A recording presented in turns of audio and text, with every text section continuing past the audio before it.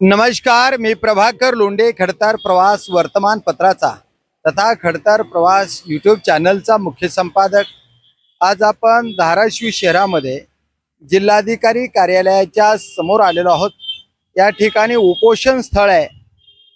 खरं म्हणलं तर गोरगरिबाला कसा त्रास होतो आणि आपलेच माणसं कशा पद्धतीनं खोट्यारडेपणानं वागतात, आपल्याच घरातल्या माणसाला कसा त्रास देतात, शासनाला कसं फसवतात आणि घरकुल योजनेमध्ये कसा भ्रष्टाचार करतात, हे आपण या उपोषणकर्त्या महिलेकडून ऐकणार आहेत। या महिलेला हिच्या पतीला कसा त्रास आहे हे त्रास आपण त्यांच्या तोंडून ऐकणार आहेत। ताई, नेमकं कशा पद्धतीनं तुम्हाला त्रास होतोय आणि तुम्ही कोणत्या गावचे आहेत आणि कोणत्या गावामध्ये या घरकुलाचा घोटाळा झालाय, काय सांगाल? मी अनिता बाळासाहेब भोरे माझं नाव। मी पिंपळवाडी तालुका परंडा धाराशिव जिल्ह्यातली रहिवासी आहे, पण मी सध्या राहायला बाहेरगावी असते। माळशिरस तालुक्यामध्ये श्रीपूर गावाला तिथे राहते। मी कारखान्यावर माझी मालक कामाला आहे तिथे। पण माझी जी प्रॉपर्टी आहे गावाकडे, जी स्थावर मालमत्ता आहे माझी वडिलोपार्जित माझ्या सासऱ्यांची, तर त्या मालमत्तेवर हे लोक जिओ टॅगिंग केली। त्या म्हणजे आयतं घर बांधलेलं आहे याच्यावर जिओ टॅगिंग केली। घर बांधलंय हे दाखवलं पैसे उचलले, 85,000 उचलले।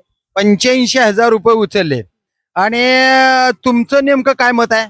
मग हे शासनाला फसून ज्या माणसाचा उतारा नाहीये, म्हणजे गावामध्ये आपण जेव्हा बघतो ग्रामपंचायत मध्ये आट असतो, गावामध्ये जसा शेताचा सातबारा तसा गावामध्ये आट असतो, त्या आटावर त्या माणसाची नोंद नाही, म्हणजे त्या माणसाच्या नावावर जागाच नाही। अशा माणसाला एवढे पैसे दिले।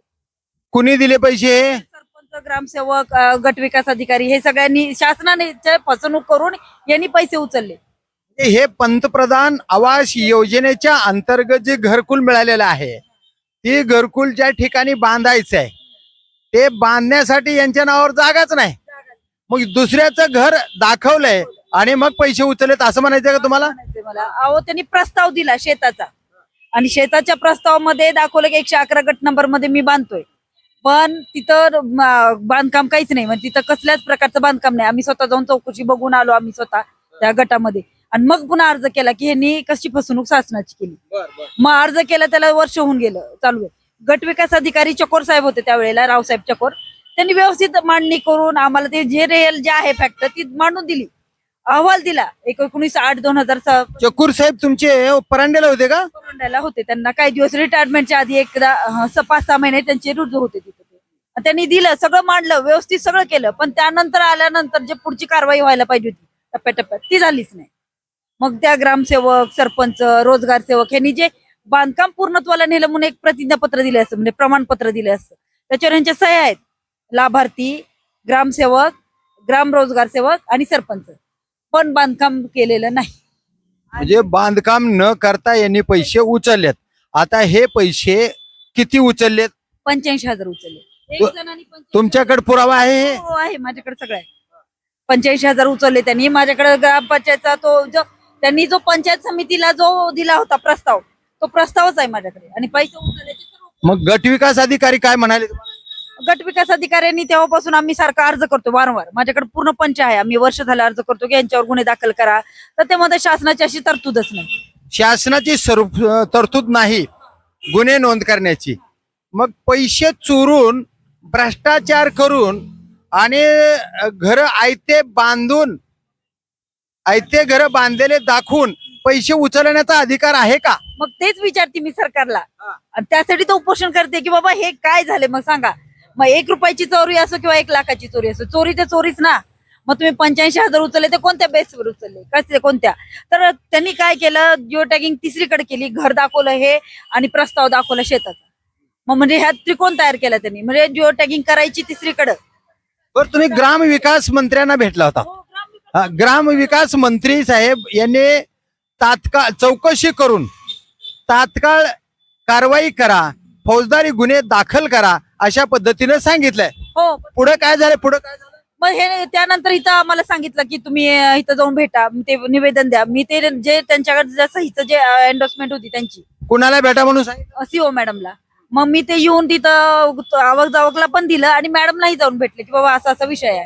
मॅडम म्हटलं मी 3 अधिकाऱ्यांची समिती स्थापन करते आणि त्या मला एक अहवाल देते आणि त्यामध्ये दोषी आढळले त्यांच्यावर मी कारवाई. मग स्त्री सदस्यीय समिती नेमलेली आहे का बोलल्याप्रमाणे शिव मॅडम? त्यांचं पत्र आलेलंच नाही आणखी. म्हणजे काय कारवाई झाली त्यांनी मला काय अहवाल नाही, मला काय माहिती पण नाही.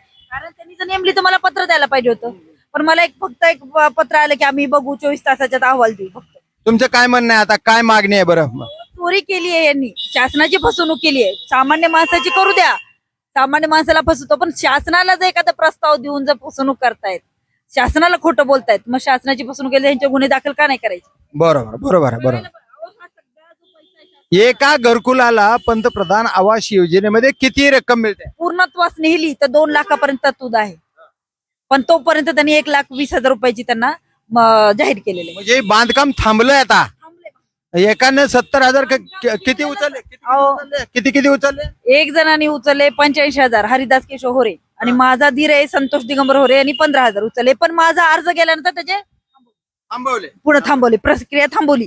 म्हणजे एकाचा अर्ज आला की त्या दिसलं त्यांना की अनियमित आहेत. मग थांबवल्यामध्ये समाधान आहात तुम्ही का? उचललेली रक्कम परत घेऊन त्यांच्यावर संबंधितावर गुन्हे नोंद झाले पाहिजेत अशी काय मागणी आहे? तो पैसा आहे सरकारनं दिलेला आहे योजनेसाठी, तो कुठून आलेला आहे? तो आपल्या सगळ्या टॅक्स मधून, आपल्या जे करतायत त्यातून इन्कम टॅक्स मधून आलेला आहे.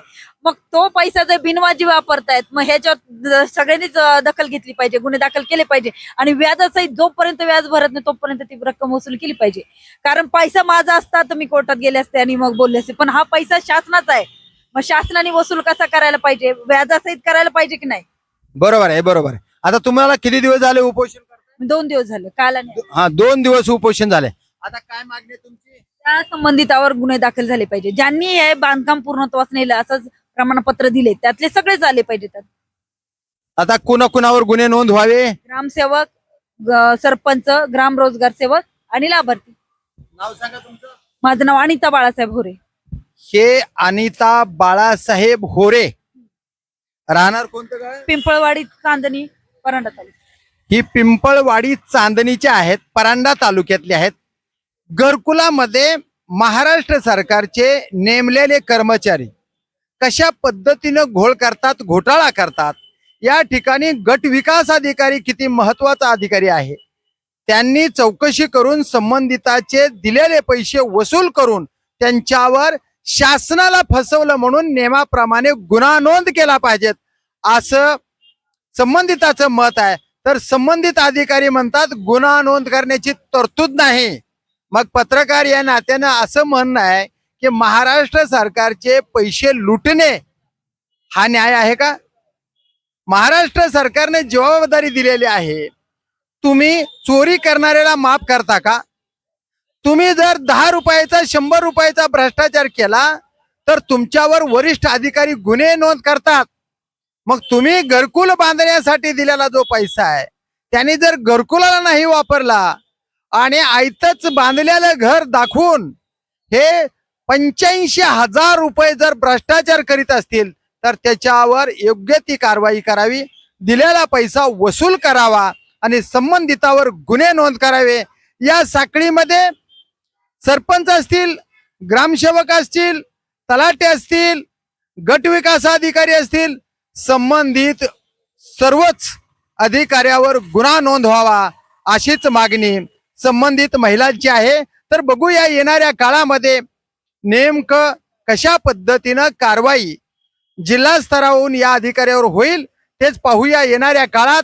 जिल्हाधिकारी साहेब, या प्रकरणाकडे तुम्ही स्वतः लक्ष घालावं आणि संबंधित चोरी करणाऱ्या आणि वेगळ्या मार्गाने पैसे वापर करणाऱ्या लबाड माणसावर, शासनाला फसवणाऱ्या माणसावर गुन्हे नोंद करावे आणि आपली दिलेली रक्कम परत करावी, अशा पद्धती परत घ्यावी, अशा पद्धतीचे व्याजासहित घ्यावी अशा पद्धतीची मागणी संबंधिताची आहे. तर येणाऱ्या काळामध्ये नेमकं काय होतंय ते बघूया.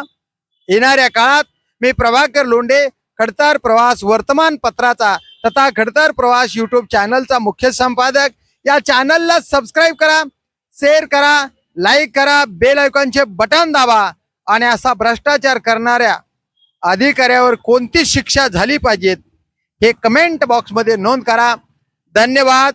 धाराशिवकर. जय हिंद, जय महाराष्ट्र.